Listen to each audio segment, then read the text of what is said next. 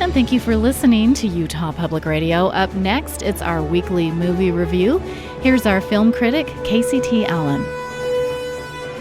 The 96th Annual Academy Awards were held on Sunday, March 10th, with the big winner of the night being the 3-hour historical epic Oppenheimer, which received 7 Oscars, including Best Actor, Best Director, and Best Picture.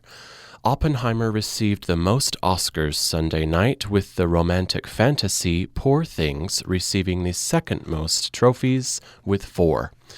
I have to say I felt most sad for the film Killers of the Flower Moon.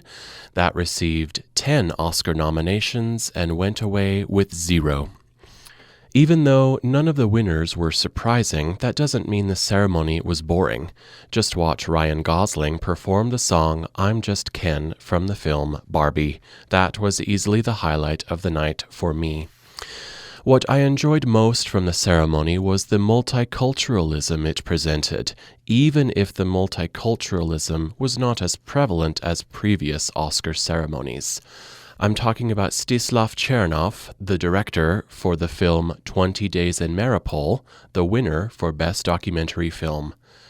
Stislav Chernov is from Ukraine and gave a wonderfully heartfelt acceptance speech about the conflict in Ukraine with the Russian invasion. The team who won for Best Visual Effects for the adventure film Godzilla -1 represented Japan. Screenwriters Justine Triet and Arthur Harari winning Best Original Screenplay for Anatomy of a Fall, representing France. And Jonathan Glazer, who won Best International Film for The Zone of Interest, and Christopher Nolan, who won Best Director. Both of those men were born in London, representing the United Kingdom. And one of the nominees for Best Original Song from Killers of the Flower Moon featured a group of Native Americans performing on stage with drums and singing, which shines a rarely used light on the Oscar stage for Native performers. The only part of the ceremony that seemed unresolved or awkward was when some of these award recipients gave their acceptance speeches in English, when English is not their first language.